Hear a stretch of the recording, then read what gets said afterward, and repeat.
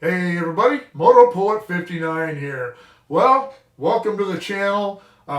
This is just going to be straight up motocross stuff, or desert, whatever else tickles my fancy, but mostly motocross. And I know that there are a lot of motocross channels out there, and there's a lot of podcasts and Whiskey Throttle and Pulp MX and all the other ones with Carmichael and Emig and all these famous guys. Well, I'm not famous. I was never a champion. I was never even a pro. I don't have a green screen like Johnny Hopper, and I don't have the world's greatest this and that's like Weege has as we're walking around the races, and I don't have press credentials. I just have a love of motocross and supercross. I have a love of motorcycles. I like MotoGP. I like all of it. If it has two wheels, I like it. Real road racing that they do over in Europe. Oh, it's all awesome. But I started watching motocross in 1972 when I was 12 years old. The first Carlsbad USGP that was on TV. I'm pretty sure Aki Janssen won that race that year. I can go look it up. You can if you like. And every year after that, I look forward to that race coming on.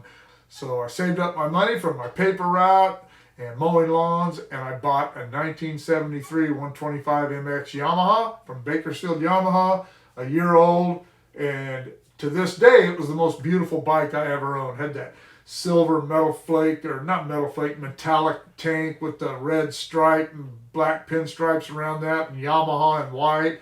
Had metal fenders that matched the tank. Oh, it was just beautiful. And it was such a piece of junk. It broke almost every time I rode it. My first race on it was in 1974. It was a DRA, Desert Racing Association desert race. I crashed 3 or 4 times in that race.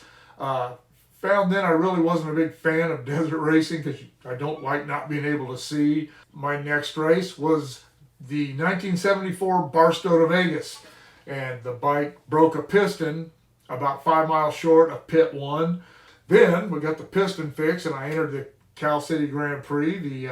It would have been the spring Grand Prix in California City, and was running in 4th place in the 125 beginner class, and the low end went out on this dang thing.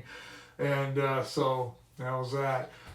Shortly after that, the motocross gang up there in Tehachapi, which was where I lived, said, hey, let's go race motocross. So we went down to Dos Rios Raceway in Arvin, California, and my bike was still taken apart. My stepdad had bought a 72 DT 125 Yamaha that he had turned into a desert sled. He actually raced before I did, and but that bike had been parked since he bought a 360 Yellow Banana and put a fat skinny tank on it. And so it was kind of deserted out, and he said, hey, race that. And okay. Oh man, that thing was slow. And those back in the days, 3 motos. And there were 12 people in the class. I got 10th in the first moto. And then in the second moto, literally everyone but me and one other guy crashed in about around the second turn. Big pile up. They didn't red flag it. We went around them. And I actually ran second almost that whole moto before somebody finally passed me, and I finished 3rd. And then in the 3rd moto, I actually finished 8th. I don't recall what my overall was, but I knew I was in love with motocross. A couple of weeks after that, my bike was still broke down. My stepdad and I were both entered in the Great Escape Grand Prix, which was a cross-country race that started out by the prison in Tehachapi, rode around the prison, then out through the fields and Cummings Valley and up around the mountains on the Cummings Ranch and back over down to where the start was. 11-mile loops. Awesome track. But my bike was still broke. My stepdad said, hey, why don't you race my 360? Because I loved riding this big old fast open class bike. And I said, well, if you don't want to race, I will. And so I got in that race, took off, grabbed the whole shot, was way out front for quite some time, probably 5 miles of the first loop, hauling ass through a field, waist deep grass. If you're standing up on your bike, tank deep grass, and I hit something in the grass, went over the bars at speed and broke my femur. And When I got all healed up from that, I got a 125 monoshock, got into racing motocross, and I raced. I was a perennial sportsman. I knew when I was young that whatever it took to get up to that next level to be a pro, I knew I didn't have it.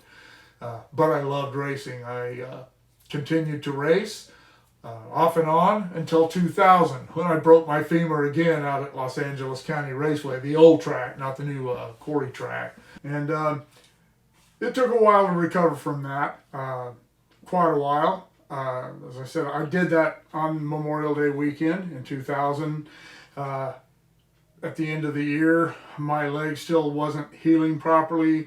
And as it turned out, they had put the wrong size femur nail in. It was too small in diameter, and it wasn't secured with screws. So they went in January of 2001 and took it out.